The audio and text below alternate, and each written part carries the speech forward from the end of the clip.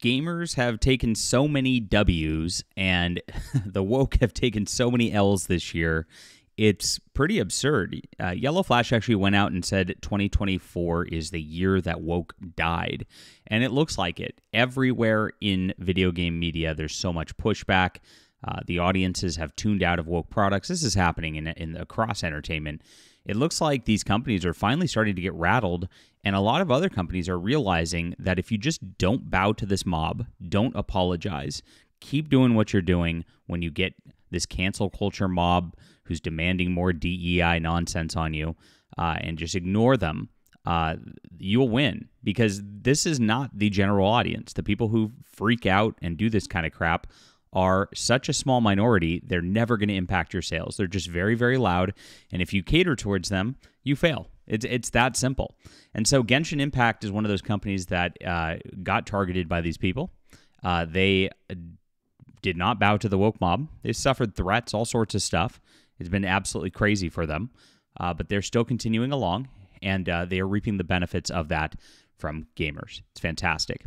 All right, we'll get into this news in just a moment and tell you exactly what Genshin Impact is and what's going on here. My name's John Delarose, everybody. Please hit the like and subscribe button as we talk about all of these fun things across the culture war. And I am a content creator myself who's never bowed to the woke mob, never will. I've got The Hidden Emperor. This is my 12th graphic novel that I'm putting out here, and it is our most successful to date, all because of people like you.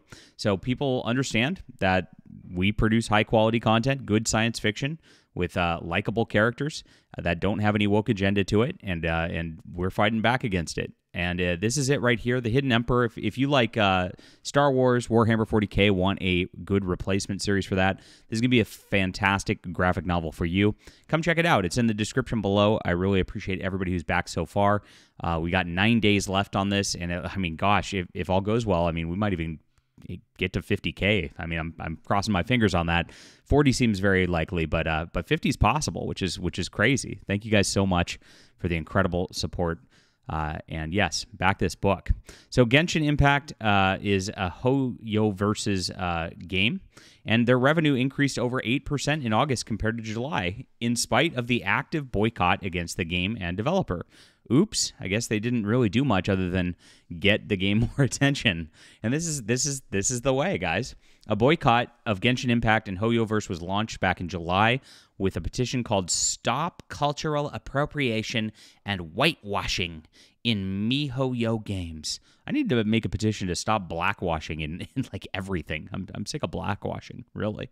The petition states, "We call on MiHoYo to stop cultural appropriation and whitewashing in their games and commit to respectful and accurate representation of all cultures."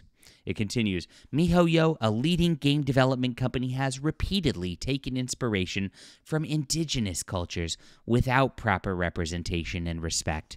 In particular, the many characters from the Sumeru and Natlan in Genshin Impact and from Penacony in Honkai Star Rail are all clearly white or only lightly tanned at best. This is so insane.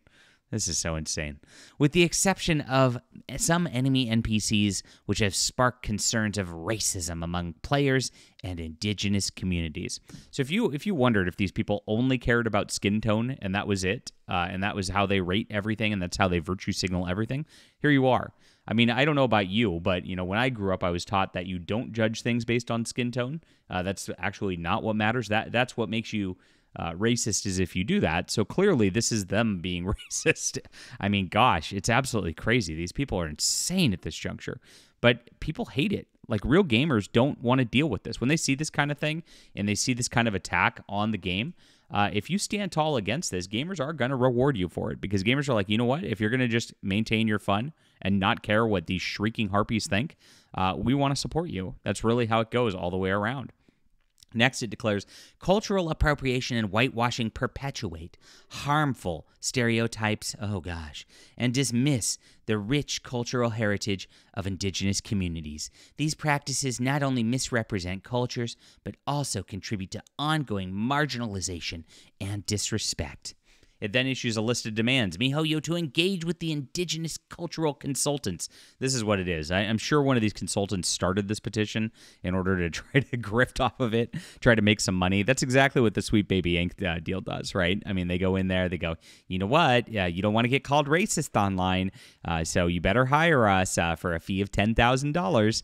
And then they have a bunch of like alt accounts and all that if they don't hire you, they'll call you racist online to give you those fears too.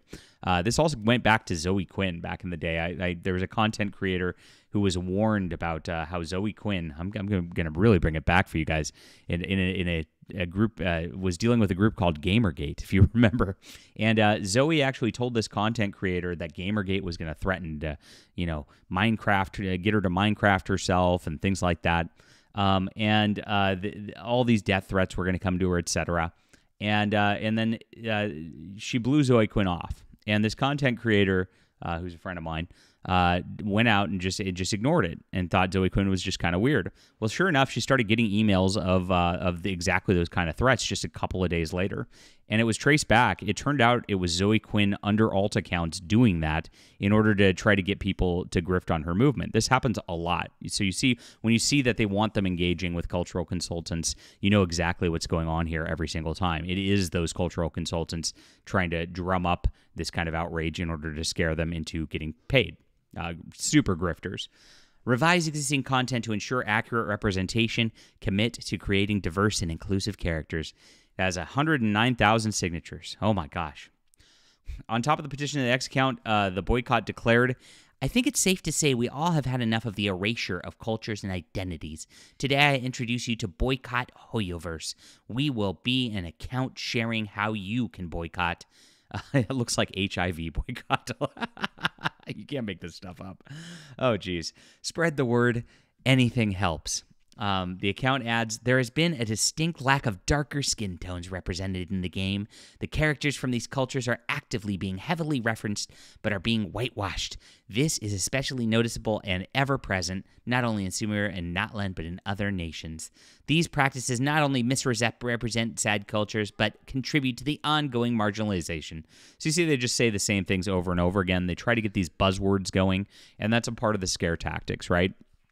This goes back further than the Zoe Quinn stuff. If you guys really want to take it back to the lore, this is exactly what Jesse Jackson and Al Sharpton used to do to New York businesses.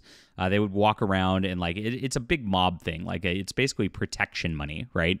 And so they're going, yeah, we're going to protect you from accusations of racism. You just got to pay our little consulting nonprofit, right? And so that went on way back in the day. You can look up who they are if you don't know who they are. Oh my gosh, that's a pretty boomer reference. I'm sorry, but yeah, this has been a grift that's been going on since the late '80s, and finally, I think it's starting to collapse. Like this, it's all built on a house of cards because nobody actually cares about this stuff. Nobody's thinking about this stuff outside of these people. And like I said, if you just ignore them, you win. So they grossed $177.4 million. Their revenue increased 10% across its three major titles. Hoyoverse grossed $163 million in June, and 8.8% increase on revenue per month. So more people checked it out. They got Streisand affected. People were playing the game because they just didn't want to deal with these people. And they said, let's see if this is actually fun. That's what happens. But they're just getting started. The boycott's not going anywhere until they achieve their goals. Good luck with that.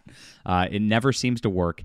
And again, if you just stand up to these people, if you just ignore them, they're just lashing out, trying to get as much attention as possible. Almost all of their account followers are bots or fake or alt accounts.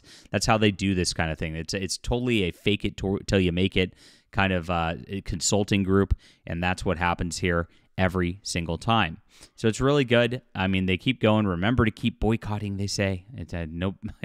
I'm wondering how much these people are doing. I bet you they're actually playing the game themselves while they're doing this kind of thing. Also, Gacha revenue reports Genshin Impact grossed a total of $43 million for the month in August, up 8% compared to July, where the game grossed $37.3 million. So everywhere it seems to be up 8 to 10% for their companies. Everybody's just playing this game, enjoying themselves, and having fun. This is not the only game that's like this. Black Myth Wukong, same thing, had a huge launch. The numbers it's doing now, they're saying it sold 18 million It is that's Assassin's Creed numbers. That's crazy, and it's all because Assassin's Creed's going down. So people are looking for replacements for their fun. Stellar Blade, same thing. Just had a pretty game. Everybody tried to destroy it on the IGN Kotaku side, failed, and so it is just a lesson to people. Ignore these woke weirdos, and it's great. All right, leave a comment down below with what you think about this. Hit the like and subscribe button, and we're ignoring the woke weirdos over here complaining about our books all the time. I would love for you to check this out. Get a great comic book this weekend. Only 9 days to go. Support the channel, and if you back this, guys, we could use a push. Of course, if you got social media out there, I would love for you to share this about for us. Thank you so much for all the support over this campaign, and appreciate you for being there. See you soon.